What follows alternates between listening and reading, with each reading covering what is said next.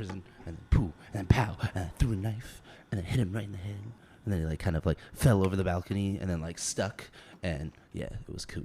Did it actually like stay there? Did it like so?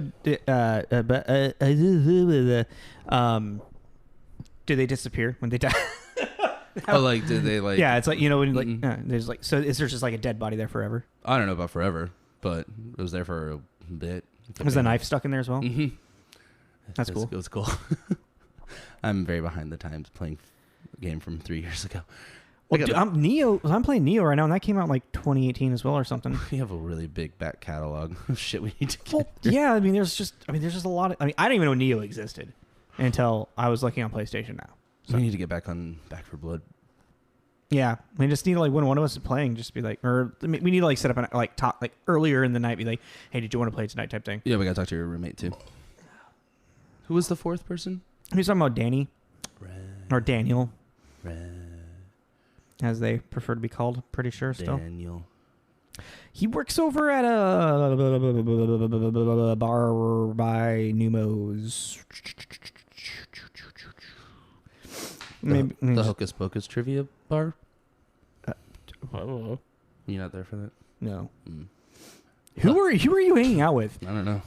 Oh, but that was years ago. like talking to me about Far Cry. We have never I've never played it. I don't know. And you're like, yeah, we were talking. Like, who are you cheating on me with? I don't know who. I don't know. I honestly don't know who I was talking with. This is Tommy. This is Jacob. This is Tommy and Jacob's mixtape.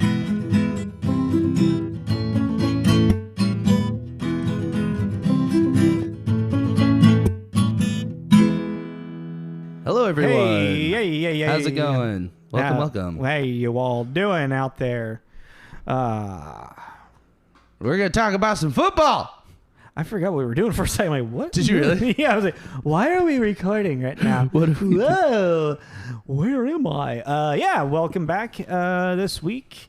Continuing into our football movies block. This is actual sports movie. Yeah. This one very much was a sport. It was about football. This movie was very different than how you described it to me. Because I always forget about the teen goofball comedy aspect of it. I thought it wasn't really not that much there, to be honest with you. What do you mean? It was way more melodramatic than I thought it was going to be. Oh yeah, I mean it's an exaggeration of that. Yeah, but no, I told you it's a dramedy. Well, you described it to us as spoof. No, I said that it's where spoofs, like a lot of spoofs have spoofed it. Oh, we were confused. No, because I told you like the whipped cream bikini was spoofed this movie. I went in thinking it was like fucking Scary Movie or another teen movie. Damn, no. And then I was reading reviews like, when does that happen? When is this? No. Oh. I wouldn't, like, if we're going to do a movie like that, we're going to do that in a specific block. Oh, I was very confused at watching this when that was going to happen. It didn't happen. Wow. I was happy it didn't because I hate the whipped cream bikini does happen in this. No. Like the not another teen movie. Oh, no. Scary movie. That humor. Like I was waiting for that to turn on, and I was like, I mean, there's a little bit of that. A little, but I think it's just 90s cringe. No, it's Tweeter being a problematic character. Yeah. Like, we'll get into all that later. Let's kick it off with what we got going on here. So yeah, Varsity Blues is what. Oh, did we already say that? I don't think so. We're reviewing Varsity Blues today, everyone. Varsity Blues came out January 15th, 1999. It's got a 6.5 rating on IMDb. So I started looking up for Rotten Tomatoes just out of curiosity. 43% Rotten Tomato meter, and then like 76 audience rating as well. So I think it's just kind of interesting to kind of look at. I want to see the spectrum. Mm-hmm. IMDb, Rotten Tomato, like the tomato meter, the audience, whatnot, and then you have Metacritic. Or what was the Metacritic? Let's kind of all these like be in one clump together. Let me pull it up. I thought I opened that, but I didn't. Keep talking. Yeah. Because I think just like having all three, because I feel like that gives a better taste to the movie. Because IMDb I've seen have like a rating of like 6 point something that's kind of higher, and then like on Rotten Tomatoes it's got like a 20% I'm like, that's a very different feel. You know what I mean? Yeah. And then Metacritic's like in between that. So, So Metacritic, let's see. 5 positive reviews, 13 mixed, 2 negative. Oh, I was thinking, like, isn't there a percentage thing for Metacritic? It was, but it's not showing up on this one. I mean, it's out of 20 reviews. It's out of 50% on Metacritic. Where did you find that? I just Google it real quick. Oh, I don't know. But, I don't know what I bookmarked. I mean, it's weird because it is Metacritic. Okay. Average of 50 out of 100. There you go. Yeah. Yeah. That's how percents work. Moving on. Oh, man. All right. So, box office wise, this movie, apparently, so I did read, I don't know if maybe you got this, that its opening weekend, it was boom, a pop, and then it just went, it was like tumbling down. For this movie, that kind of makes sense, though. Oh, 100%. Yeah. I mean, it's domestically, it was number 45 for the year. Worldwide, 61. Yeah. So this is, like we said, 1999. We just did 99 not too long ago. Oh, actually, no. It was a minute ago. Actually, yeah, it was Wild Wild West was the one that we did. Yeah. So put an idea like top movies this year, like Star Wars Episode 1, Sixth Sense, Toy Story, The Matrix, Tarzan. God, Tarzan is that old? Yeah. What do you always describe Phil Collins as? Like dad music? No, it's like your dad passionately singing to you to sleep. Yeah, singing you to sleep or something. Yeah. Your dad singing you songs. Well, that song's just depressing. Yeah. What is the fucking one from Tarzan? That one's sad as fuck.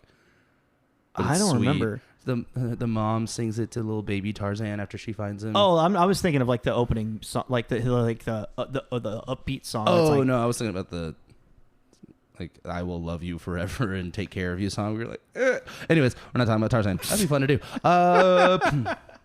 Yeah. So Varsity Blues. Did you already do budget? I can't. No. Yeah. Oh, okay, cool. You want to do budget? I don't have a budget. Oh, you always keep those. Yeah, well, it's just like for like also because of the fact that it happened basically so quickly and then kind of fizzled out. The budget was only $16 million, but it grossed $54.3 million worldwide. Yeah. So, okay, it's made its money back. Yeah. Plus some. I mean, this is. I feel like in a lot of sense, it's more of like. It's kind of I don't want to say cult classic, but it definitely has like its own following. I think it's just like more of like people around my age that were really with like into like the MTV movies, MTV productions. Like this movie, Dead Man on Campus, Joe's Apartment. I think Eurotrip is a part of it as well. Eurotrip, Road Trip.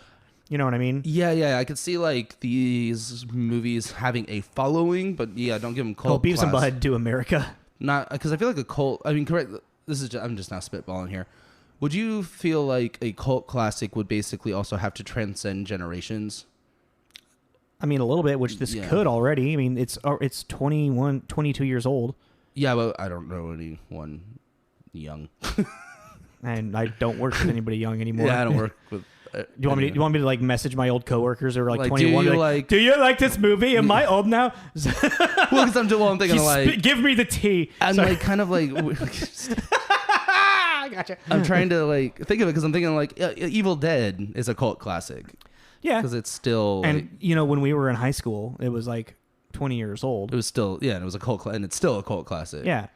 But is Varsity, I mean, there's probably these movies that when we were kids from the 90s that are now considered cult classics. You got to think about that. Oh, I know. That's why I'm asking. I mean, so I'm saying it could be a cult classic. I think it. Okay, whatever. Moving on. Huh. Awkward silence. All right. Do you want your synopsis? Oh yeah, sure. Is it Canon? How did you say the name? With James Van Der Beek's weird accent really, I couldn't know. Canaan. In Canaan, Texas, a town where West Canaan. Sorry. a town where high school football is religion. All the adults don't seem to give two shits about the teenagers playing as long as they win. Yeah, pretty much. I was blown away. Anyways, we'll get into that. But I was like, whoa. I mean, it's stylized, exaggerated for a reason. Yeah. So really like. Our director and writer, not really popular people, quote unquote. You know what I mean? I mean, Brian's more of a producer. Okay, I'm like, do we not vet correctly? No, that's not what I mean. Okay. I'm like, what? No, it's just like they don't really have like huge credits. No, but I mean, okay, to start off, director is Brian Robbins. Yeah. Known for Good Burger, Ready to Rumble, Hardball, Birds of Prey TV show, which Dude, that was awesome. Oh my God. The trailer. If you want an interesting dated watch, look up the Birds of Prey TV show from the 90s. Specifically, early 2001, 2002 TV show. Oh, that's the year for it? Okay. Yeah. No, what I'm saying, like, I was waiting for Buffy or Angel to, like, cross over into it. I'm like, I was, like, in that time. But yeah, Brian Robbins, he's much more of, like, a producer. And specifically, I noticed, like, earlier in his career, like, Nickelodeon shows. Like, all that. He's like, I think he's credited as one of the creators of all that. Let me double check that. And like Cousin Skeeter. So like he all the way down. Oh, I just saw Smallville. Oh yeah, and Kenan and Kel. So yeah, Kenan and Kel. Oh, the Amanda Show. That's what it was. He was an executive producer on the Amanda Show. Whoa. Yeah. I haven't thought about that show in a very long time. He was a producer on Big Fat Liar. What was the around that time? What was the Robot Chicken before Robot Chicken, but for kids? There was like little Kablam? Kablam. Yeah. With Prometheus and Bob. Yeah. Action League. No. Yeah. That was cool. Yeah. So it's very fitting for him to his past of this stuff, for him to like be a director on this movie. Yeah. And like he did Good Burger before this movie. Well, then he definitely has a thing. Yeah, he has very much like a shtick. Like the perfect score. I remember that one? I love that movie. Yeah, I remember really liking that He movie. directed 3 episodes of all that. That's what it was. And 5 episodes of Kenan and Kel. Perfect Score, Chris Evans, Scarlett Johansson. Yeah, and that's like the SAT one, right? Yeah, where they're breaking in to get the perfect. They're trying to get the perfect score. Meet Dave, Shaggy Dogs, Norbert. Like that's just, he definitely has a very clear thing. Yeah. And if I remember correctly, I meant to look this up. I think he's the head of he's the chief executive officer of Paramount Pictures now. He's the CEO. Oh. CEO of Paramount Pictures. Oh, cool. Okay. Didn't know that. So, I mean, you talk about a guy that's moved up in the world. Yeah, for real. And that's pretty much Brian Robbins. Much. I mean, that's the idea. This one's like the people behind it's just gonna go kind of quick. And then like W. Peter Iliff, I'm gonna assume is what it is. I couldn't find any pronunciation, but yeah, Iliff. He's or known. Is it Iliff? No. I mean, it could be Iliff, but I mean, Iliff just anyways, yeah. W. Eliff, Peter. It could be Eliff. Anyhow, Point Break, Patriot Games. And a scrapped Varsity Blues TV show. Yeah, that never made it past the pilot. There's a TV movie that he did that's credited as Blade Cops, but also known as Inline Cops, and it's about cops that are on inline skates chasing people. It was in 1990. It's a TV movie, 98, and like all I can think is like Extreme Cops. Shaking all the Mountain Dew. God, I forgot to write it down. What? I don't know. There's some movie with fucking, what's his name? Chris Pratt? No, what is his name? What is that his name? Chris Pratt? Pratt. Chris Pratt. And they're like extreme sports secret agents. Oh my God, what? Yeah. I think I know exactly what you're talking about. I've heard of that. Yeah. He's got like the really blonde hair that was really like the thing, you know? Yeah. So with the W. Peter Eliff, there's a couple of things that he's like recently or announced that are like filming with his writing, but I couldn't find, even like on trying to like do like a Google deep dive of him, couldn't really find anything. So I'm just gonna kind of, even like his like producer and writer, like his producer and director credits were like super Like, oh, sorry, not Blade Cops. Blade Squad was the Blade Squad. Blade Squad. But like when you click on it, the movie poster of it is Inline Cops. So it's like, oh, he's producing a couple things that are coming out soon. Yeah, that's what I'm saying. It's like there's some stuff coming out soon, but that's kind of about it. Yeah. So that's who. That's exciting. It's so weird. Like this is like I think this movie, and we'll get into like the starring of it, and that's kind of probably going to be why this movie also was as successful, if not what Yeah. Is because it was produced by MTV. Yeah. MTV. Like I was trying to do research on like the history of why this film was made, like blah blah blah blah. Just like nothing. Like I felt like I was like, well, this guy hasn't really written much. Did he really write much of this? Like I feel like there's a hidden history to this movie that hasn't just been totally turned out yet. Yeah, because I don't know, maybe like I said, like I don't think it really is a cult classic, or has a cult following. But because if it did, then there would be more information about it. That's true. Yeah, and it hasn't made that transcendence yet. Which I don't know. I think this movie just kind of like, I remember watching it as a kid, and I remember enjoying it a lot as a kid. I don't want to say like it didn't like eye-opening thing. There was like a relation to like feeling like people not like parents not listening to me type thing. Yeah. That there's since Mox's story is so much of a he's the second the underdog rising up for it. I always liked those type of stories when I was a kid. So yeah. But yeah, let's go into acting. Who it's starring, which has a lot of people. A lot of people in this. But I would say there's two that are like the biggest, which is like James Van Der Beek. Beek. Yeah, James Van Der Beek, he is Dawson from Dawson's Creek. I feel like that fucking title's been coming up a lot. Dude, no, I was looking at the fucking movie poster. In the last month, we've done a movie with James Van Der Beek, obviously now. Yeah. Katie Holmes, Disturbing Behavior, and Joshua Jackson from Cursed. 3 of the 4 main cast members of Dawson's Creek. We might as well change this podcast to let's talk about Dawson's Creek. Let's find. What have they done, or what did they do then? What are they doing now? 7 degrees of separation from Dawson's Creek. Yeah, right? Like, Jesus Christ. Oh, God. I've never seen it, and now I never want to. I just, honestly, I'm pretty sure I watched an episode or two when I was younger, but like, what I always relate Dawson's Creek to is the James Van Der Beek crying meme, the... Oh, is that okay? Dawson crying? Yeah. Yeah. So, and James Van Der Beek, I really haven't seen him in much stuff other than like this and Dawson's Creek, but I remember him in How I Met Your Mother. Is he one of Robin's? He's the rock star boyfriend. Oh, the Canadian guy who like is just an asshole to her. Like he comes in, he's all like got the beer belly, and she's like, "Oh my God, he's so hot." Yeah. Okay. And he's just like an asshole, and they're like, what does this guy have over you?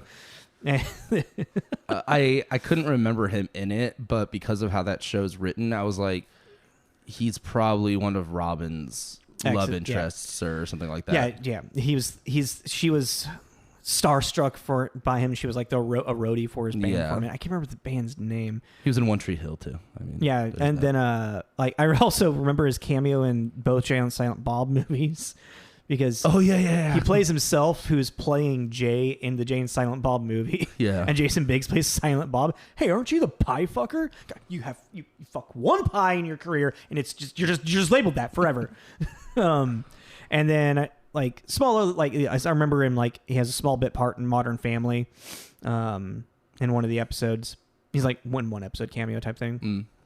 But yeah, which is interesting. I feel like Dawson's Creek really. Like you show someone a picture of James Van Der Beek in like in our age, and they're like, "Oh yeah, I know who that is." They may not be able to like name him, but like, no, I know. Like, or they might be able to, like, "Oh yeah, that's Dawson," but he's known, but not like everywhere. I mean, you know, like he hasn't been like he's been in a lot of things, but just not a lot of things that people know. I feel, or there's going to be that one person's like, I know everything that James Van Der Beek has done. I don't find him very interesting. He's kind of just like he's like he's one note. Yeah, he's kind of like, and I don't want to say that because I feel like it's rude, but I mean I don't think he apparently plays himself in Don't Trust the Bitch in Apartment 23. I've never seen it. My old roommate Ben was really into it for a minute. It's one of those canceled TV shows. Yeah. Yeah, it's like, he's just kind of there. Yeah, exactly. I was even with this movie too, I'm like, he doesn't actually talk all that much except for his narration. His narration and his big speech at the end.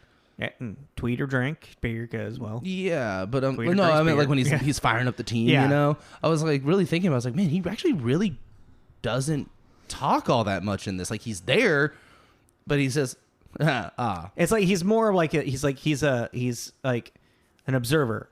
You know, it's kind of like what we got from Scott Marsden in Disturbing Behavior. Yeah. Like you're just kind of there. It's because it's designed for us to feel like we're experiencing this story through him. Yeah. Well, that's James. Yeah, and then I would say the next most important character in the story is John Voight. Coach Kilmer. I wanted to say Carter. I'm like, nope, that's Samuel Jackson in the movie. Coach Kilmer. And John Voight, he's an Academy Award winner, isn't he? I would assume so. Yeah, I think. Deliverance. I thought Midnight Cowboy. 2 movies he's in, by the way. Those are 2. Yeah.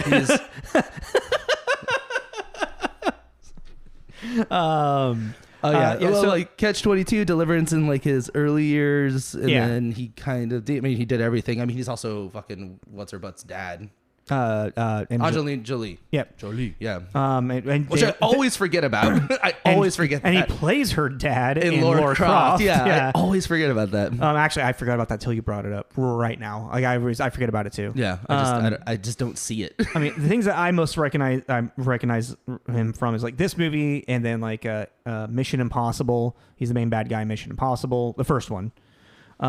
He's Zoolander's dad. I was gonna say, I think I most recognize him as Zoolander's dad and Mr. Sir from Holes, because he was awesome as Mr. Sir. I actually haven't seen Holes. You've never seen Holes? I've never seen Holes. What? I know. Oh my god! It's one of those movies that I always say I haven't seen, and people are like, "Wait." That's so weird to me. I think you'd really like. It's Holes. like right in that like when it came out, it was like right in that I was getting a little bit older for like watching some movies that you thought you were too old. Then I was like, no, that's more of like a kids movie. They were a preteen movie type totally, thing. but it's awesome. No, yeah, and like because like especially people my age, like no, I remember when they wanted to see it because they read the book when they were younger. Yeah, and so they were just excited to see an adaptation because they liked the book so much. Yeah, but yeah, he plays the warden of the camp they go to, and his name is Mr. Sir. Yep. And then I will never forget him in Anaconda as well, because there is a scene where he gets it's a dummy of him, but gets spit up, half digested by the giant anaconda. And Nash, he's Nicolas Cage's dad and National Treasure. He's a lot of people's dads. Well, I mean, once you get to a certain age, you just start playing the dad. But he's got the Sean Connery thing. He got to an age and then he just stayed there for like 25 years. You know, True. He's an enemy of state, to Pearl Harbor, so on and so forth. So that's John Voight is again one of those people. Let's say you don't know the name, you Google him, you go, okay, I've seen him and stuff. Yeah, he's just been around forever. Up next would be Paul Walker. Yeah. I was him and or Amy Smart. But let's do Amy Smart first then. Yeah. And Amy Smart, most notably from, I guess, in my opinion, would be like Butterfly Effect and Road Trip. Just Friends is what you brought up a while ago. Crank. I don't remember her in Crank. I was thinking about this. I don't remember Crank. I just remember there being him running around. That's kind of it. Yeah. Which she's the Chevy's Jason Statham's girlfriend that he like grabs like halfway through the movie and like kind of drags her along this whole. You're coming with me. Basically. And then also she's in Starship Troopers. Scrubs. I don't remember her in Scrubs. Yeah. Which girlfriend is that? She's one of the forgotten ones. She's one of JD's. I don't remember. Yeah, exactly. But it's like I feel like there's that was one thing with that show. Is they hired a lot of blonde white women to right? be JD's girlfriend. No, seriously, like it's like because there's also Elizabeth Banks, Tara Reid. Oh shit, I forgot about Tara Heather Reid. Graham. Holy shit, they're all blonde. Yeah. It's like JD obviously has a type.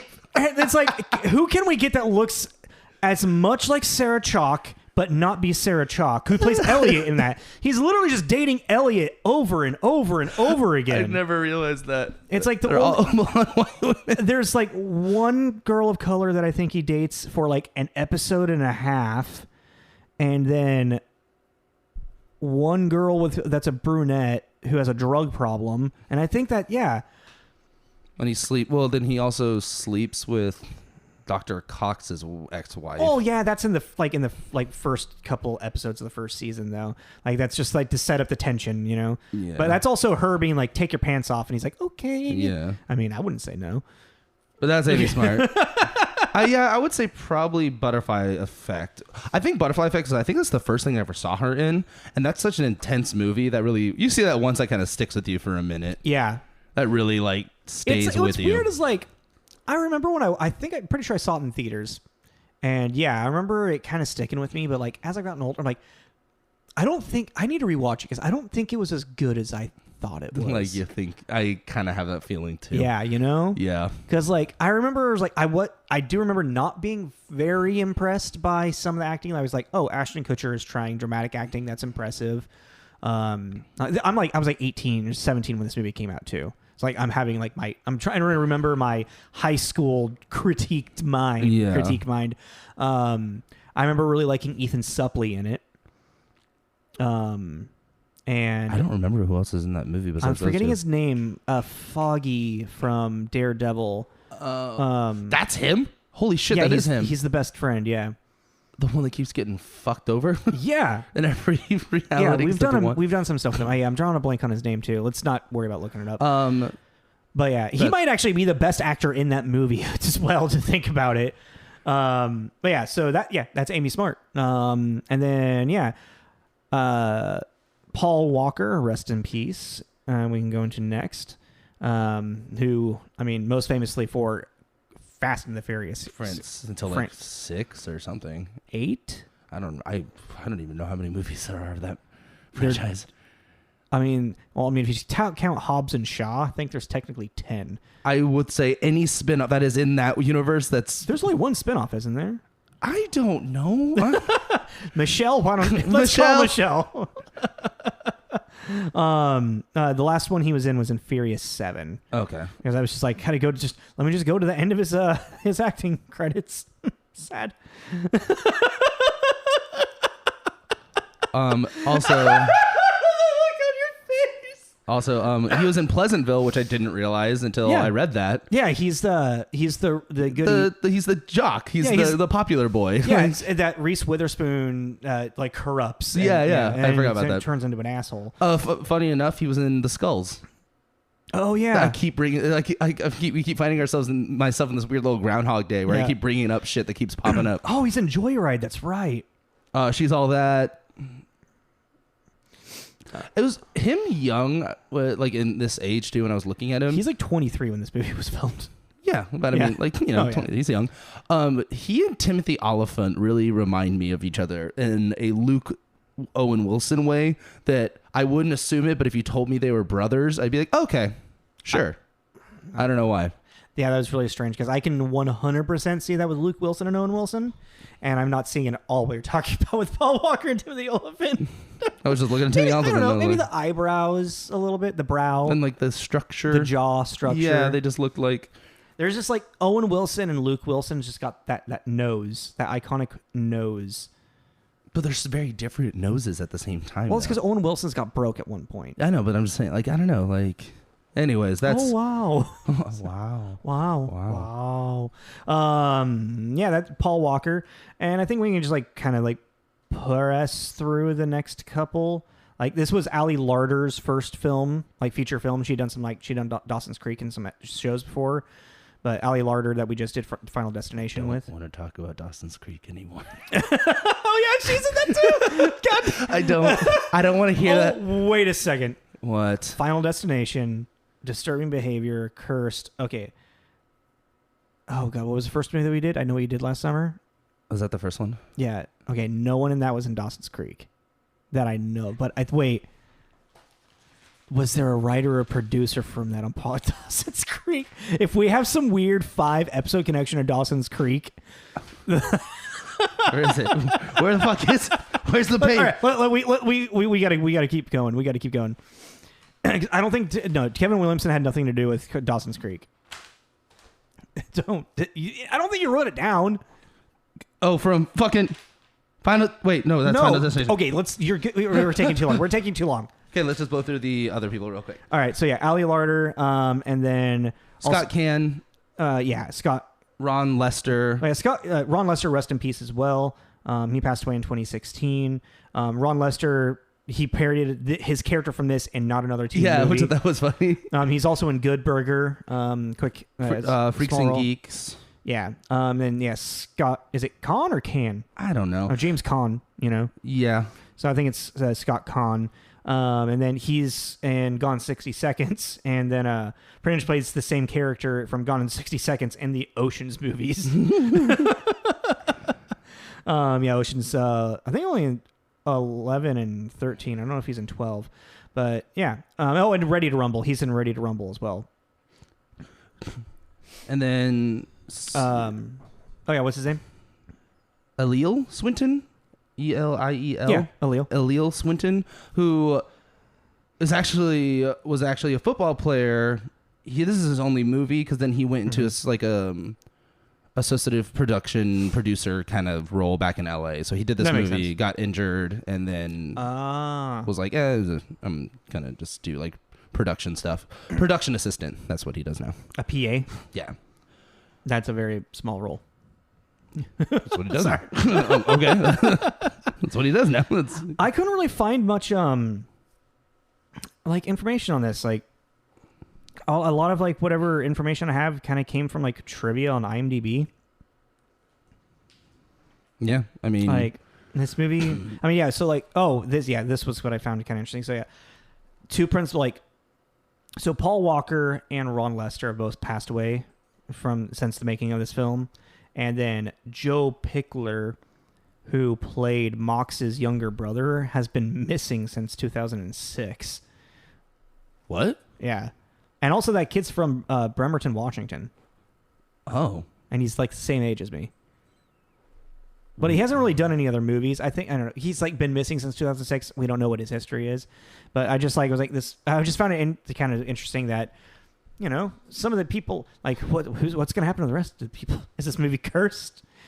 Yeah, like a poltergeist kind of thing. Slowly happening. That's crazy. I didn't read that. Ow, ow, ow. He was funny. Yeah, he was funny. A little cult leader. Yeah. That was such a clear, like, just, I don't want to, it wasn't like a metaphor. What's another word for a metaphor? I just remembered a quote from Community. It's like a hat wearing another little hat, like something.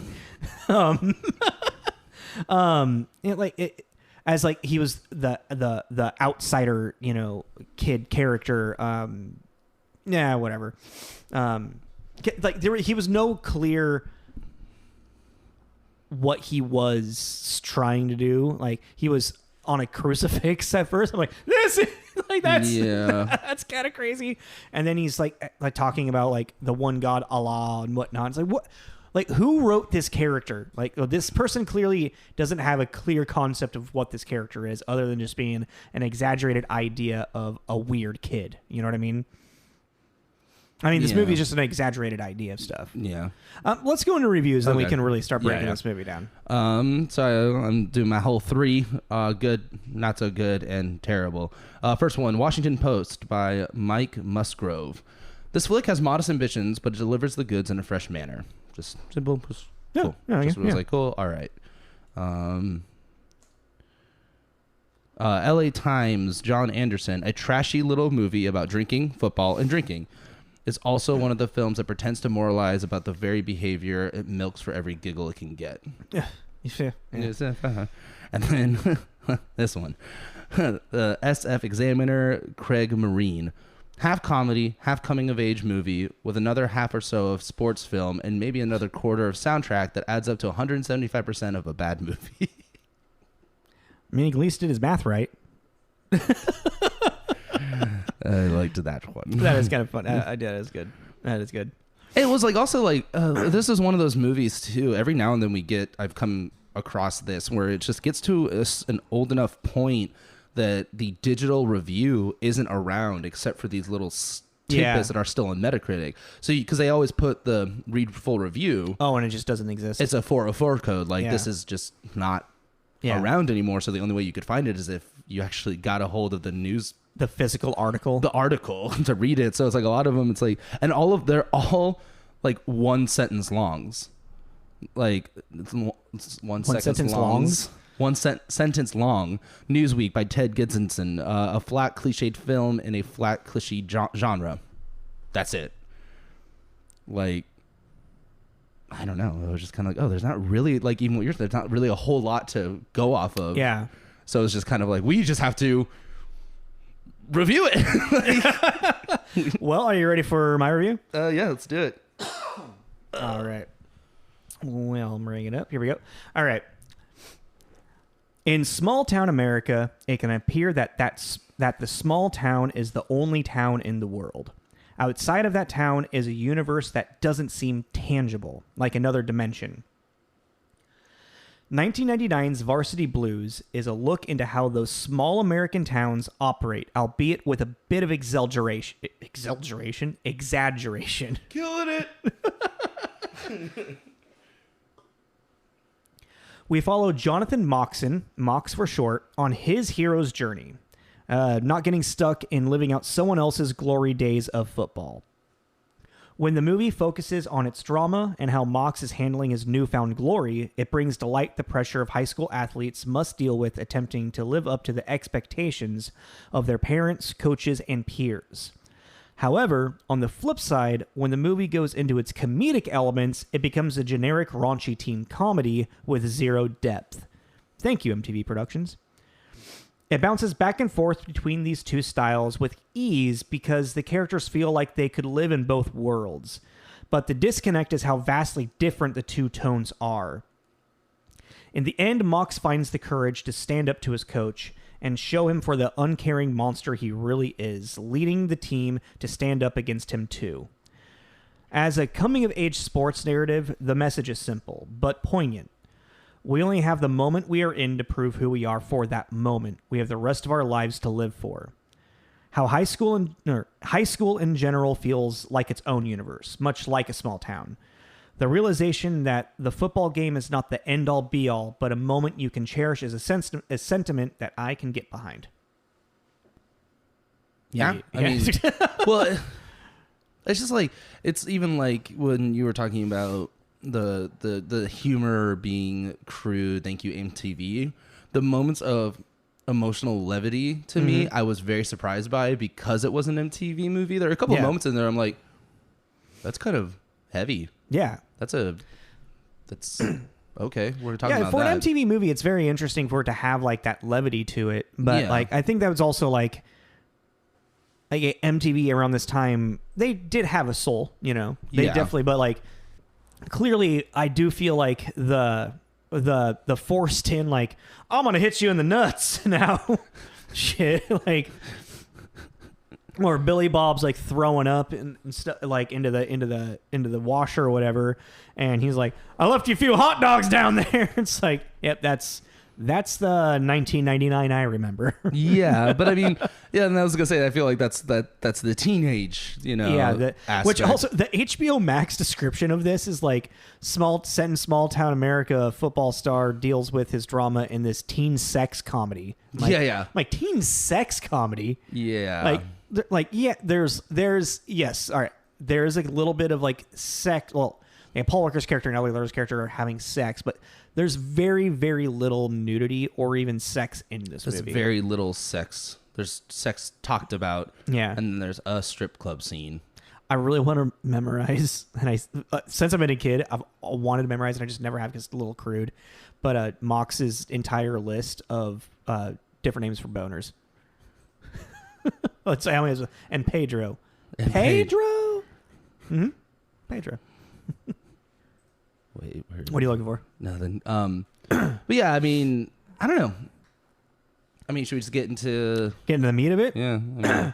I mean, yes, because like, I feel like this movie does a really good job of like, it's pitching a tent, sporting a wood. The ice you're just form. looking it up. The march is on. That's good. Stiffy, Mr. Mortis, Rigor Mortis has set in, Flesh Rocket, Jack's Magic Beanstalk, Tall Tommy, Mushroom on a Stick, Mr. Mushroom Head, Purple Headed Yogurt Slinger, and Yogurt Slinger. Pedro. Pedro. I don't like the Purple Headed Yogurt Slinger. Dude, that's like one of my favorite ones. That's the worst one. It's got a very distinct image. Yeah. Something you find in Rick and Morty. That's very true. This movie, I feel, actually does a really good job of like establishing what it is. You know, it's like it like this. Were you ever disinterested? Like, did you ever feel like, like, oh, I'm just like, what am I trying to ask? Did I ever check out? Yeah, I guess. Sorry, I'm yawning. I'm kind of sleepy today. I don't know what's going on. No, not really. I mean, my biggest critique of this, and it just kind of goes with whenever we take the risk of doing a movie in this time, is that there are some seriously cringy moments that you just wouldn't be able to get away with now. Yeah. Like, I mean, all of Tweeter's character is just, I mean, well, like 90% of his character and his lines are just problematic. Yeah. Him just as a character. But even then, too, it's like in this small town, this guy exists. So it's like, he's a problem character, but like, there are people out there like that. So yeah, there are still people out there like that, clearly. Yeah, and especially in maybe a more conservative environment, definitely 100%. That was kind of a weird way to word that. But there's just moments like this movie just really touches on a lot of things, like touches on sexual acts to get something, almost like a prostitution kind of idea in a weird way. Like, you're talking about with Ali Larter's character? Yeah, there's that. There's a whole beat about the coach being racist. Mm-hmm. There's, there's Billy Bob's clearly suicidal. There's a suicidal moment, and they're all handled pretty well, actually. Yeah, but they're also all very much like glossed over, and Mox's character is very much like there to help. He's always the hero in these situations. Yeah, like and it's very quickly happened, Yeah, which is what makes it very cliched. Yeah, totally. But it's like, I mean, there's a level of like, still with these moments, a level of sensitivity in the writing where it wasn't just like. It's actually like handled with care. Yeah, like, it's like I was very surprised. It's very much about like, no, this moment is about this character and how they're feeling at the moment. Yeah. And it's them being honest and open with Mox, and for Mox to be there and honest and open with them. Yeah. And him being at like the focal point of like the one helping is kind of annoying, but it's like also, I mean, if this was a TV series, they would have probably spread out those moments with different characters having them. Like each episode would have been focused on like and it wouldn't have been Mox. It might have been, I'm just thinking of 13 Reasons Why right now. Yeah, but like honestly, that's how it would be if you were to make a series about it now. But with a movie where he is the main character, he's going to be involved in it, and that's just probably, in all honesty, an easier way to write it than try and make it situational. It's very formulaic. Yeah, but I was just very pleasantly surprised on how they handled those moments. Yeah, I was just like, oh. Really didn't expect that to take that turn. Like, and again, this entire time I'm waiting for this screwball spoof thing to happen. Yeah, we should have talked about it when we were drinking, because you totally it's like you guys literally just like heard keywords that I was saying and checked out and just took that. And I think it's because I don't like those kinds of movies. So once you said that, and that's what I heard, I just kind of checked out. I was like, I don't. Also, if you don't like those kinds of movies, where we like, I don't even really like those kinds of movies. Why would I ask? It doesn't matter. I don't know. I was just because this is a partnership, and I was compromising, or I thought I was compromising. It's the thought that counts, okay? Yeah, fair. But hey, you got an actual like Jackass. enjoyable movie out of it, right? Yeah. Sorry, Yeah. I just watched Billy Madison. Jackass. I really like how he says jackass. No, everybody does. Jackass. I eat pieces of shit like you for breakfast. You eat pieces of shit for breakfast? All right. So, yeah, let's go through this. So, yeah, it starts off with narration by Mox and about... Oh, yeah. Remind me by the end to wrap it up. I have a thought about the narration. Oh, okay. That I just went, like, at the end went, This just, like, write it down to remind yourself. So, yeah, it starts off with the Mox, like, narrating is like, in America, we have laws. Not killing people, blah, blah, blah. Well, in West Canyon, Texas, we have our own laws. And they are followed by football. God, his drawl thing that he was doing in this was... It was very consistent. Yeah, he didn't lose it. Yeah. Yeah, he kept it. It just very much doesn't feel like Texas. It kind of felt like he was trying to do a bad Matthew McConaughey impression. We got football. All right. Football. Yeah, so it's this whole narration about this laws of football, but basically in this small town, the quarterback is a goddamn superstar. Yeah. That can do no wrong kind of thing. Well, I mean, it's like, because for the past 30 years, there's been this coach who, has led the high school. Like, it's a high school football town. Like, that's like how small town this is. Yeah. Like, everyone in the town is going to the football game on Friday nights for 2 months out of the year. And oh my God, is that the end all be all for all of them? And all the husbands and all the grandpa and everybody's been on the coyotes, you know, and that's what the coyote. And these, so like it starts and like Mox even, so it's like more or less it's following more like the story of Mox, Tweeter, Billy Bob, and Lance Harbor. Because they're the four that are like in the Pee Wee football like flashback at the beginning. Yeah, they're like the best friends that have been playing football their entire life. And then what's his name? Wendell. And Wendell, I feel like honestly, I'm gonna be honest, since his character wasn't really in that Pee Wee like football thing and whatnot, and then very much is a small character and he is a black guy, I feel like he was like at one point someone's like, oh no, we need to have a black character in this. Someone put a black character in this right now. You know what I mean? And it feels like that a little bit. But it does have it does touch on the racism of like the small town and the coach. Like it was, Yeah. I mean, I get what you're saying too, because even after that whole, I mean, we can get to that conversation later. Yeah. But that even Wendell's, that's like his own like quick arc as well. Yeah. But it's also like felt like they tied up his ending with a narration. Yeah. Right. He didn't actually like. Yeah, I don't know. He seemed really wrapped up in a weird way. Exactly. So yeah, I get what you're saying. Yeah. Where was I? Oh yeah. So, like this whole narration, and then you kind of get the introduction of all four characters and who their personalities are now in high school. You get Mox waking up. You get his this setup of his family situation, his younger brothers. To give him a little depth, they're making him read Slaughterhouse-Five. Well, he's reading that at the football game. No, he's reading it in bed. Was he? I thought he was asleep in bed. Oh, I missed that. He's holding it. They show the cover. Really like he fell asleep reading it type thing? Yeah. I see. I didn't pick that up. Because, yeah. And that's only significant, too, because Slaughterhouse-Five has been banned in schools back and forth for fucking ever. So yeah. I think that was what that was implying. Yeah, well, this small town wouldn't want him reading that. Yeah, You want to open your mind, son? Yeah. No, that ain't allowed. Yeah, but I think that's what they were trying to do there. Yeah, so his little brother, weirdly... Cult leader. He's got himself... Spiritual. He's tied himself to a cross so he can practice dying for everyone's sins. Yeah. Devotion, I guess. I don't know. The mom's is like, oh, ain't that funny? And the dad's like, this isn't right. Yeah, that's not. It's one of the few times I agree with the dad in the movie. Like, yeah, I don't think it's. I mean, if he wants to study the stuff, but I don't want him walking around with the literal cross strapped to his back. Yeah. And like the dad is clearly like, so you find out quickly also that Mox is second string quarterback. Mm-hmm. He's like Lance Harbor. He's got a fucking billboard outside of his house of himself. Yeah. And it has so that setup, and then quick little fun setup of Billy Bob and Wendell. Wendell's sitting in the back and he's doing his reading with his glasses on. So Wendell is studious student type thing, and Billy Bob is. I enjoyed Billy Bob. Yeah, no, Billy Bob's funny. He's like he's a big guy. He's lovable. He kind of steals the show A little bit, yeah. when he's like around. Yeah. He's a big guy. He was also 28 when they filmed the movie. Really? Yeah. God, he was big. Yeah, he was a very, very large. Just like he was just a big guy. Like, yeah. Even though he is like clearly overweight person, but like the way that he carries himself with it isn't that bad as well. Mm-mm.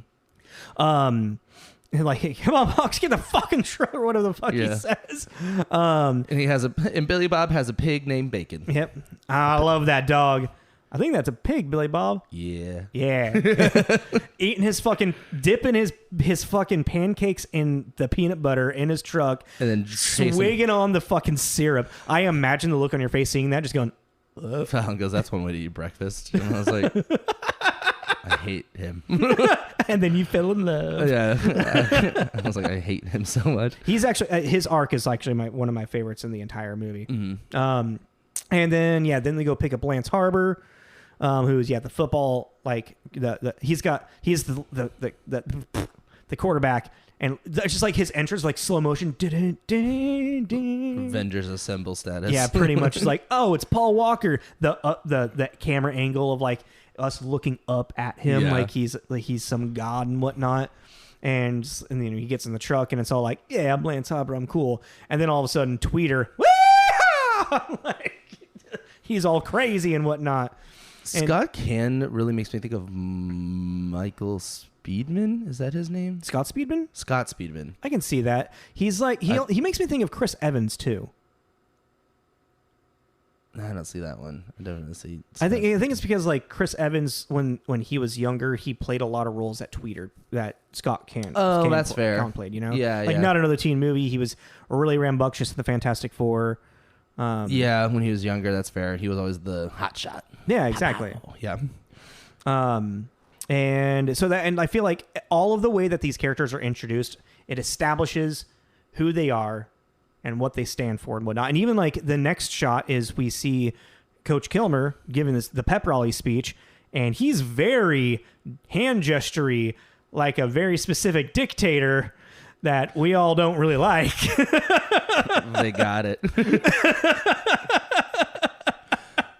But yeah, I mean they're talking about like, the pride of everyone being together for football and whatnot. And also at this point you get the idea that Mox just doesn't really care about this, because during the pep rally he goes and leaves with his girlfriend Amy Smart and whatnot to like be under the bleachers and kind of have their moment together, because you find out that he wants to go to Brown. But that's the whole thing, is like the football is the religion, so it seems like Mox is doing it because that is what a young man in this town goes and plays for Coach Kilmer. That's what they do. Exactly. I did it, you do it. Well, like his father did it. Your brother will do it. Yeah. And like I just want to like the ridiculousness of Lance when he gets up. He's like, I was lying in bed last night, and all the girls. Like he's a fucking teen. Like he's Lance Bass. Yeah. From in 1999. I mean, in this town, he is. Yeah, pretty much. He is. Like he's the most eligible bachelor for these high school students. Which is why the head cheerleader's dating him. Ooh. Because he's Mr. Popular. So yeah, you find out through this, it's like good establishment of everything. Like you're getting like the setup of this world in this movie.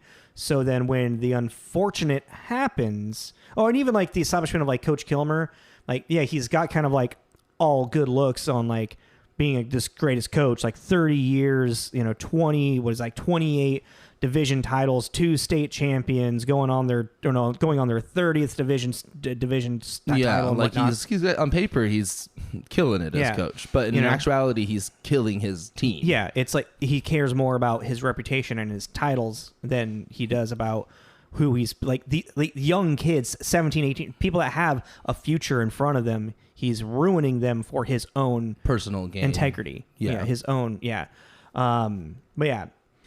So yeah, Mox wants to go to Brown, which is like that's what's getting like the establishment of everything here. And then academically, yes, yeah, like to be specific about where he stands in this. This culture. Well, because he's never played a game. Yeah, he's like always, it's clear. It's like everyone like there's even like all of the town like giving like his dad shit about his son not playing football and whatnot. It's like, oh, when's your boy gonna get some game time? And he's like, oh, he'll get it. He'll just stand up to Coach Kilmer at some point, like I did. It's like, it was very McFly slacker. Yeah. No, exactly. You're a slacker. Your father was a slacker. You always be a slacker. Kind of like vibe to it. Yeah, especially like in the first game, they established like Kilmer's about the game. He doesn't care. Like Mox is on the sideline. He's not going to play. Lance Harmer's the fucking starting quarterback. There's no reason for Mox to go in. Yeah. You know. And well, I mean, generally the like backup quarterback they set up the for the kicks. Okay. You know. Well, that's in professional. Also, don't even get me started with how inaccurate they play this goddamn football game. Oh, I was about to say, I feel like I'm learning a lot about football. No, nope. Do not take any knowledge of what you learned about football from this movie. Okay. All right. It's like this movie. It's like somebody was like understood the bare bones of how football was played. It's like if I wrote a football movie. movie. The offense and only the offensive side of football. So if I wrote a screenplay based on my knowledge of football. Possibly, yeah. Because my knowledge of football is real little. Like, it's literally just mind-blowing. When you said don't take any of that stuff, I just thought of SpongeBob. What? Squidward tells him to forget everything except fine dining and breathing, and it cuts to him in his head, and these little SpongeBobs are deleting all the files. Oh. So when they ask him later what his name is, he can't remember it, and his brain explodes. Oh wow, that's hilarious. So yeah, even like Kilmer, like he catches Mox reading Slaughterhouse-5, like opens up his playbook because like Mox is like hiding it because he knows Kilmer's gonna freak out because Kilmer's a fucking asshole. Yeah, he is. Takes the book out of his and just throws it. Well, threatens catch you reading this shit again, I'm cutting you. Yeah, exactly. It's like, geez, like whoa, Texas, right?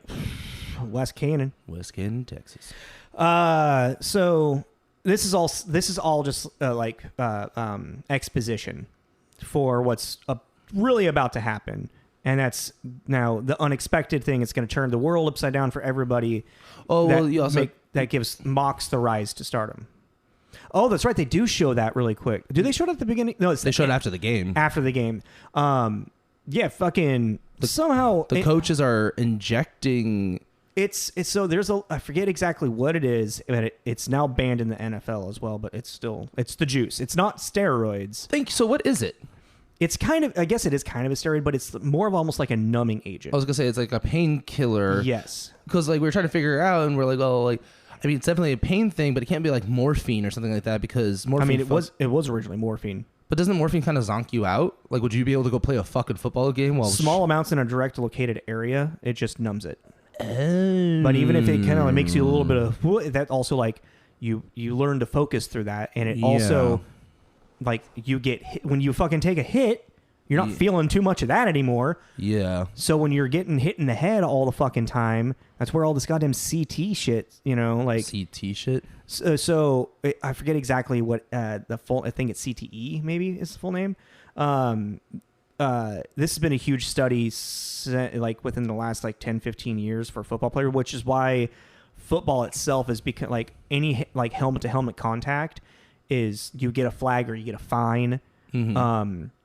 Because even it's the little hits in football where a little bit of a tackle where your head just kind of jogs a little bit, it's causing just enough little bit of brain damage that a lot of these football players, especially from the 60s, 70s, 80s, and way back when, their brain slowly deteriorating, causing them to pretty much go into lose their mind. Oh, which is you hear these stories about these football players that killed their entire family. When they, yeah. Who was that? There's a wrestler that did it, Chris Benoit, but okay, so there's actually a condition based off but the NFL prolonged consistent head injuries causing this deterioration. The more concussions you have, and it's mild concussions and stuff like that, little ones that you wouldn't necessarily just stay up for 24 hours, you'll be fine. So there's even there's even I remember watching this video of So people are like, which do you think is more detrimental to your brain? And they show like one person getting like a hard tackle. It's like, who do you think is going to be worse? This person who just got that hard tackle, or this person you show like 5 little tackles? And like, you would think it's that bigger tackle, that one where he took a really big hit, but it's actually these 5 little ones, because those 5 little ones are almost just as much damaging as that big one, but they're 5 little ones that add up to more. Oh, interesting. Yeah. Which that's kind of like what Billy Bob's is going through in this fucking shit. So yeah, that's the exposition of all of it. And we can probably just like clip into like each person's kind of like story with Mox. So, we didn't even talk about Lance Harbor getting hurt. What? It's okay. Yeah, I know. It can go a little bit longer. I know. It can go. This might be a little bit longer. It's okay. You're getting manic on me. So take a breath. Okay. So, what the hell is his name? Lance? No. Billy Bob. Billy Bob ends up getting an injury, like we were just talking about. So he's having. It seems like he's having a really bad concussion. That they're kind of. Really quick. I don't know if we were clear. So Lance Harbor is getting an injection into his knee because he has a hurt knee, and they're ignoring it because he's the star quarterback. And Mox sees it kind of happening, and Kilmer just kind of glances over and closes the door on Mox to not look at it. Very much clearly, I really like how it closed onto the word courage. Yeah. Very foreshadowing and yeah, there's moments in this that were actually like, oh, okay, cool. Yeah. Cliche-y, but it works for what it is. Yeah. But because of this injury that Billy Bob got at the next game, he it's in the game. It's in the next game. In the next game, he gets hit in the head. They're like, how many fingers am I holding up? No, it's got to be true or false. And then he gets back up. Yeah. And then it's... that's the first game. That was the first game. The first game is Friday night. Then we cut now to... the next game. We cut down to the when he Monday, where he's obviously not doing well. Like, he's looking blue. He's sweating. He's obviously really... something's wrong with him. He's dealing with a concussion, an extreme concussion. So he goes to the nurse, and then the coach comes in again, manipulating him into... like, are you gonna... how many district titles does she have? Yeah, like, what does she know? I don't know. She's the fucking nurse because she doesn't want him to play. Yeah, what does she know about football? No, you're gonna play. And then they end up playing the game, and in the midst of the game, he's the what is his title? Offensive lineman. Offensive lineman. He is supposed to be protecting Lance. Passes out from a concussion. Lance gets pummeled into the ground and fucks up that knee that they've been ignoring being injured. Tears every ligament, as the doctor says. Yes, that's an extreme fucking... that is a career-ending injury. He doesn't have a knee, basically, anymore. Yeah. So then that leads into Mox now being... when the injury happens, he becomes the quarterback, and it shows his prowess of actually how good he was. His heart just wasn't in it, I guess, right? Yeah, he just... Lance always cared more. Lance wanted it more. Yeah. Mox is Mox has always had the natural talent for it, but he's like, it's not who I want to be. I don't want to live out your dream, And then quickly it leans, and then suddenly it picks up pace, and this is now leaning into Mox being the star of the town. Yep. Because he's the quarterback, while Lance is in a 1.5 year minimum rehab, recovery period. Yeah, recovery period. Yeah, because he has to have as the doctor says, it's going to be multiple surgeries over multiple months, and then to repair this. Not putting in physical therapy that you have to do. So he's like, and what's even Lance's dad is almost as bad as Coach Kilmer. They're all that's what's so the theme of this movie is that these parents really just care about almost like a social standing. My kid is the football kid. I was the football kid. Now he is this it's the hierarchy of the town. Yeah, and it's almost like a lineage thing. I did it, you do it kind of thing. Well, I mean, because football itself is just rooted in so much the history, and and this whole situation is really gross. It's pretty that's what I was saying. They really, high school isn't that important, guys. Well, it's they want him to get colleges and stuff, but then. I think the first thing that Mox benefits from is he goes to get oh, by God, man, the product placement of Coke in this. Jesus Christ. Thank you, MTV. It was everywhere. We get it. Coke sponsors you. But he goes to get himself a Coca-Cola, and then the fucking cashier of the convenience store just hands him some Bud. Oh, beer. Yeah. It literally says beer. Oh, yeah, it just says, but it looks like a Budweiser can, but it just says beer. Yeah. They didn't want to pay for it or whatever. But yeah, so just hands him some beer, and so that's when the perks start of just being this celebrity. Oh, in this that's also town. when the tweeter and his goddamn steals the cop car. He's like, I'm gonna get arrested tonight. Oh, no, I'm gonna go to jail tonight. That was like the only funny thing. Yeah, right. Because he doesn't like in the party. He goes, he's walking through the party, and he just goes, "She broke my heart, so I broke her jaw." Like, Jesus Christ. He's a psychopath. Yeah, he's like... What he's talking about, like panty droppers, they're panty droppers. You give them, a couple Percocet, you give them a couple Vicodin, chase it down with a beer, and their panties drop. It's like, that's called rape. Yeah, like he was brutal. God, the only scene that was like funny and like the cop car when he steals the cop car. I did think it was. I wish when he comes out naked. I wish it was just him naked. Trying to get Mox in there, like, let's go find some girls. Yeah, like the fact there was girls in it made it like. But if he just got out of the car and he was just naked, like. Why? I don't know. Like, why not? Because that would have made it kind of homosexual, wouldn't it? Yeah, plus, yeah. Like, yeah. Do you want to get in this cop car with me with handcuffs and get naked? I don't know. It was weird. All right, so this is kind of like, so we get like Mox is like, he's like on top of the world type thing, but he doesn't realize. Really, because since he's never really had like the pressures of Kilmer, like Kilmer just wrote his ass, and he's just like fucking Kilmer. He's just whatever. a dick to him. Yeah, but he didn't realize. He didn't expect anything from him. Yeah, that was the thing. And, but now he expects shit from him. Yeah, and so like now Mox is learning like what everyone else has been dealing with Kilmer and like the effects of it isn't all like. Amazing like benefits and glory and whatnot. There's pressure. There's a dark side to it. Yeah. And that's the thing. I want to talk about the three like main beats of that with Ali Larder, which is the first one, right? Mm-hmm.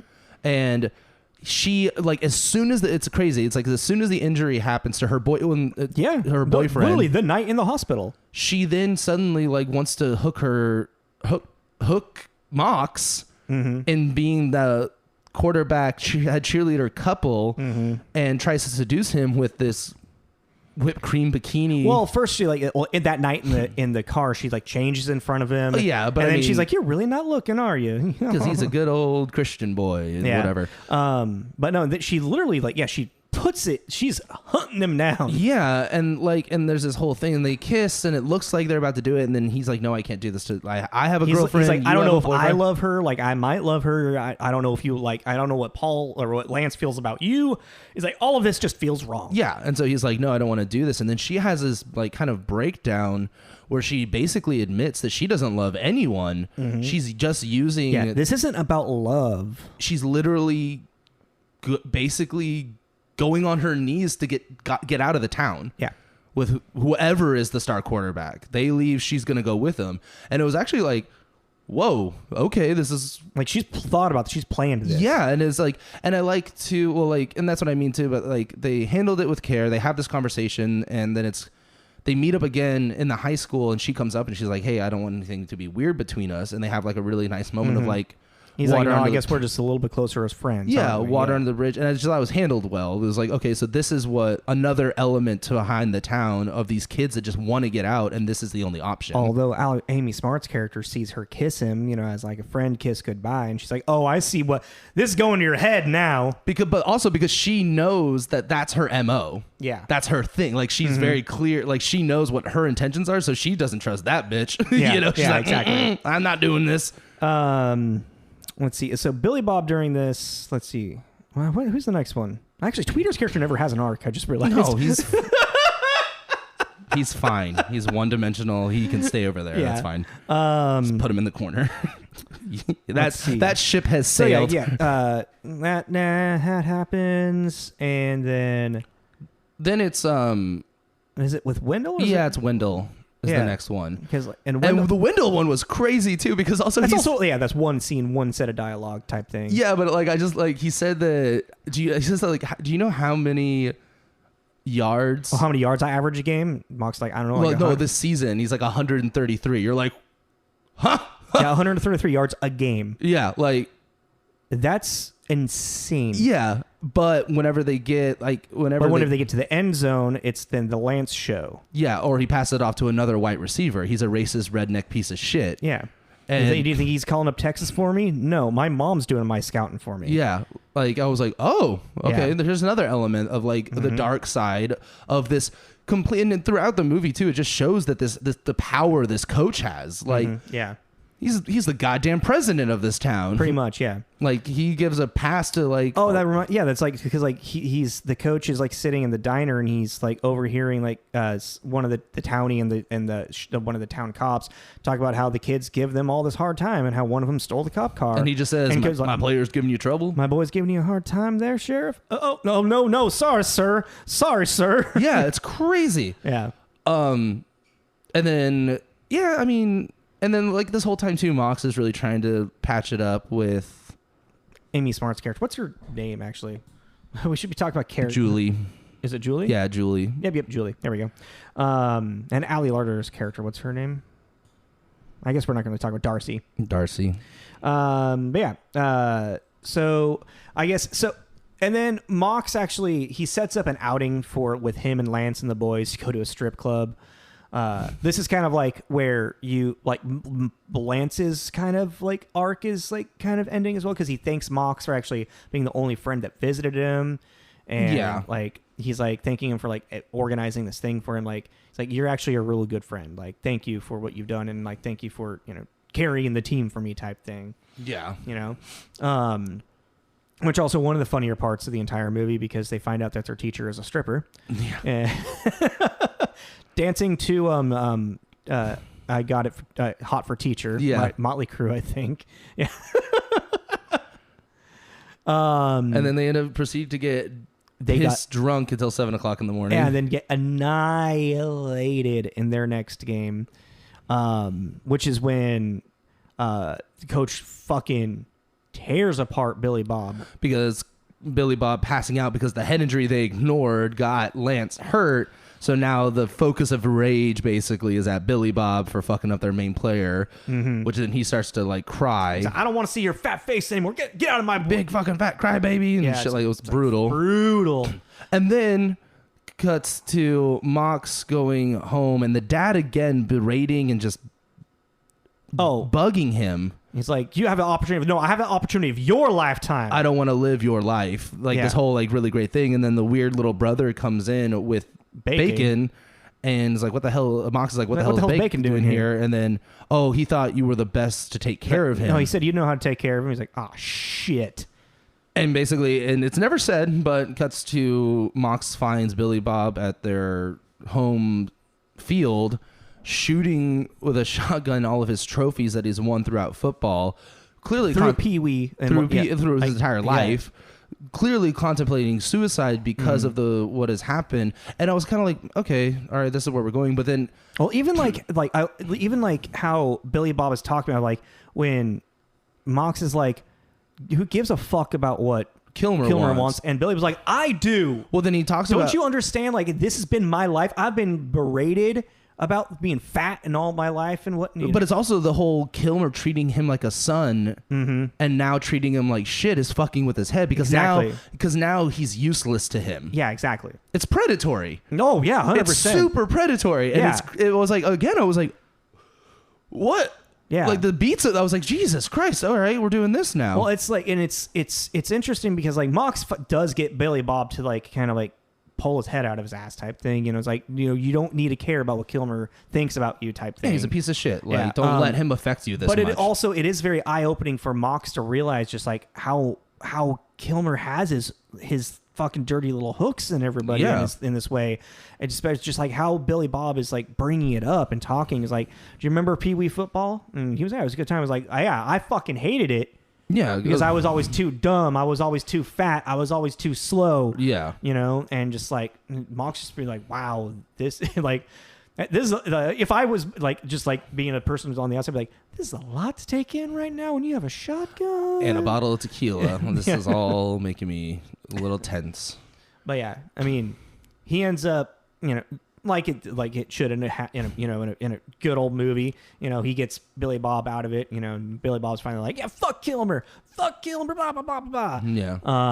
And I think this is like moving into the final game, and like Mox agrees he agrees with Wendell. He's like, I'm gonna get you in the end zone. Like, fuck what Kilmer says. Exactly. I'll get you in the end zone. I will get you. I will help you get scouted out properly. Yeah. You know? And also through the entire movie, there's been like setups of Mox trying to do like trick plays and shit, which aren't really all that fancy. I've seen, like, dude, right now the Kansas City Chiefs are pulling off the funniest goddamn trick plays I've ever seen in my goddamn life. Oh yeah. Yeah, no, like Travis, and they're coming out of Travis Kelce too. They're fucking hilarious. Literally, like Travis, he called one of them Tom and Jerry, where he stops, he looks over like he's getting ready to go talk to Patrick Mahomes, like, what are you calling? What the fuck? And then Mahomes like gets the snap, and like the defense was expecting to be like, you know, to do like a quick talk, and the play just starts. So then defense is like offset, and then Travis can just like run off and like be open, boom, touchdown. Like, they're fucking awesome. But now I think everybody's expecting some weird shit like that. Yeah. Anywho, that's clever. This movie isn't clever. So yeah, it's the final game, and Mox is actually setting up Wendell to get a touchdown, but Wendell pulls a fucking ligament or muscle in his leg, and then gets a hard hit. Yeah. And this is going into the second half, or going into the halftime, I should say. And and then Mox is he's seeing him about to get juiced up. Yeah, they're basically going to do the same thing, and that's what leads into this final moment of everyone just churning on Kilmer. Mm-hmm. No, and it's great too. And then Kilmer goes to choke out Mox. Yeah. And that's like the final nail in the coffin. And the entire team is like, we will go back on that field as long as you don't go out with us. Yeah. This is a really good moment. Like, I feel like this movie, this moment in the movie, I know like it's super cliche and like super like, oh, it's a sports movie with like that inspirational speech at halftime. They go back out to win the game type thing. But like that lead up of the coach, like walking out and like resigning pretty much. And even like how like, because it's Mox is like, don't you fucking put a goddamn needle in him. I will not go back out there. And he's like, fine, you won't tweet her. And Tweeter's like, I ain't going to fucking go out there. Yeah. Billy Bob's like, I will rip off your arms and beat you with them if that needle touches his skin or something like that. And then like finally and then Lance comes in. He's like, no. And they're like, Kilmer's like, you don't know what you're talking about. And Lance is like, well, I do. I know. This is what happens, Wendell. Don't fucking do it. So yeah, Kilmer fucking storms out, and then I really like that speech that Mox puts on. It's very, but like I kind of like, as I brought it up with my my review, it's very poignant. It's not about these 48 minutes aren't about the next 48 years of our lives. We are right now going to live the next 24 minutes for the next 24 minutes of our life. Yeah. But we're going to give it our best, and we're going to do everything we can. And we're going to go out there and we're going to be heroes type thing, you know? Yeah, and they end up doing one of those goofy plays, and they... You're talking about that play when I walk down the field like I'm lost? Man, that's never going to work. It's like, and it's also giving Billy Bob the touchdown as well. Yeah. And then it just kind of ends off with a big, like, woo, and pick up the quarterback, woo, let's go. And then he kisses his girlfriend, and... we kind of forgot about that. But which part? Just kind of going back into the whole theme of the parents not caring is like we find out that Mox was in fact accepted into Brown University on a full academic scholarship, and his dad just like, all he wants to talk about is the game coming up. No congratulations. Well, I mean, he does say I'm really happy for you, but it's like you're just saying that because that's Well, but he was also like wanting to talk about like, well, what about other like footballs or whatever colleges that have football? Yeah, you know, and he's like, that's again not caring about anything but football. I mean, that's kind of past that, but yeah, it's just like, I mean, yeah, and then it ends with, oh my god, I fucking was waiting for it at the end there with the slow motion. Number one, they like to have everyone jumping over people. Yeah. That was like a common slow motion jump. That was like 6 times in that movie.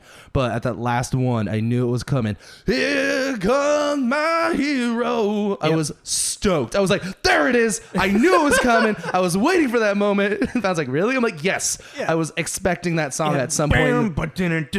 Yeah, I was like very excited about Foo Fighters. Yeah. Mox kind of gives a narrative on like, he's like, oh yeah, that was my Billy Bob cried because, well, he's a bit of a crier. The whole ending gave me like, oh, this is like the Sandlot of football movies. Yeah. And I know That's a good way to put it. Yeah, like it's because a lot of sports movies, it's like the big game ends and then like the movie ends, but like this had like a little narration of like things. Their life went on without football. A lot of sports movies kind of have like narrative endings like this a little bit, I feel. Really? Yeah. I guess I don't really. Or it's not even a narrative, but like, or I mean, even like in just like some comedies where it'll show the person like there's the text of like, and they went on to go do. Yeah. I mean, that's kind of. But it just gave me a real Sandlot vibe. Mm-hmm. Yeah, Tweeter drank beer because Tweeter drinks beer. Lance Harbor found his calling being a coach. Yeah, Lance Harbor becomes like a coach, which was cool. He like took up like once Kilmer didn't come out, he like took up. I forget what he says about Wendell. Wendell got into his college. Yep, and it's like a full ride. Yeah, and he's like, and I went off to Brown, and I'm doing my academic, and Coach Kilmer. And I've never played a game of football ever again. And Coach Kilmer never taught ever again. And never coached that statue's still there, but just because it's too damn heavy, he Yeah. had to move or whatever. I mean, yeah, like all in all, like I enjoyed this a lot more than I thought it would. I feel like objectively, it's a better movie than Leatherheads. Yeah, a little bit. I mean, the biggest problem with it is those just really cringy moments of the F-bombs being dropped. Mm-hmm. And yeah, just like Tweeter's problematic ness of his character. Rapiness is creepy. Like all those it's like it's definitely a product of its time in a lot of ways, but I don't know. I mean, that's like the biggest problem with and it. It's like some of the just like the reoccurring setups of the humor, and that humor feels very, even like the way that it's filmed and presented feels very like Nickelodeon-ish for the time. You know, well, Nickelodeon and MTV, they're partner companies or they're under. I think now they're all under a Paramount. Maybe they were then as well. I'm not sure. But I think when Billy Bob's about to vomit at the beginning of it, and you just hear the gurgling and the, like. Yeah, I even said when that was happening, I was like, get the fuck out of that dude's way. Can you imagine him barreling towards you about to puke? I'd be like, nope. Never. Oh my God. Matt Braun, the comedian, has a joke about just a guy that size. I'll find it here with you. Sorry, I don't finish my sentence. Yeah. What would you give this movie? I don't know. I want to give it. It's like I'm conflicted because it's like I want to give it a Mogwai because I really thought that they touched base on certain things that I was very surprised. We gave Leatherheads a Mogwai, didn't we? Yeah. Yeah. I mean, it's a Mogwai. Yeah, well, but then there's just that fucking dated shit that I wish wasn't in it. Like that's just like feel like a wet Mogwai. Like things are about to go bad. No, that's more. Yeah, but it's not a Mogwai that ate it from. It's not about turning into a gremlin. That's what I guess a wet Mogwai. Yeah, I guess that would have to be it because I liked it, but then there's just elements to it that I'm like, I wish this wasn't in there, but it wasn't a present decision to make. It was a product of the times thing where people were just not sensitive about certain things. But that's the thing. But then they were sensitive about other things. Like, I don't know. Yeah, I guess a wet Mogwai. I mean, I thought I enjoyed the melodramaticness of this. Yeah. A lot more. And again, since I went in very surprised at what it actually was, I was like, oh, okay. This is way more thought out than I thought it was going to be. Mm-hmm. And great bad guy. Oh, yeah. Love to hate bad guy. You said you wanted to bring something That was the Sandlot thing. Oh, okay. I mean, it's fun. It's like, it's super cliche, but I think this movie is named very well as well. Yeah. Varsity Blue, like the blues that you have, when you're on the varsity team type thing, So, I agree. Like wet Mogwai. I feel like a little before me, maybe a little bit more of a Mogwai. I think this movie's well crafted. It's just it's a product of its time. The 90s is always just a risky place to be. Yeah. Well, I mean, even the 2000s, like when we're gonna have a lot of problematic stuff in The Longest Yard. A lot. Oh my God, you're right. Like the more that you were like, I really want to do The Longest Yard. I'm like, okay, fine, if you really want to. Oh, that's gonna be fun. Fuck, dude. Like that's gonna be fun. There's gonna be a lot of shit that we are just gonna be like, well, that was there. Yeah. Oh my God, that's gonna be bad. Did you seriously not think about that? No. Oh, not at all. That's great. Right. Well, we committed to it. Let's see what happens. There's a little preview for you guys. That's in the next 2 episodes. Because next week we are doing The Replacements, which has a little bit as well. if I remember correctly. But the Replacements is a lot more lighthearted. Okay. And it's got like more of a romantic story for Keanu Reeves in it as well. Who's his counterpart? Lee. No. His female counterpart for his. I forget her name. Oh, she isn't. She was popular for the time. All right, well, I'll find out next. Well, we will all find out next week. Yeah, right. All right, guys. Thanks for listening. Like, subscribe, share. Blah da da da. This is Tommy. This is Jacob. This is Tommy and Jacob's mixtape.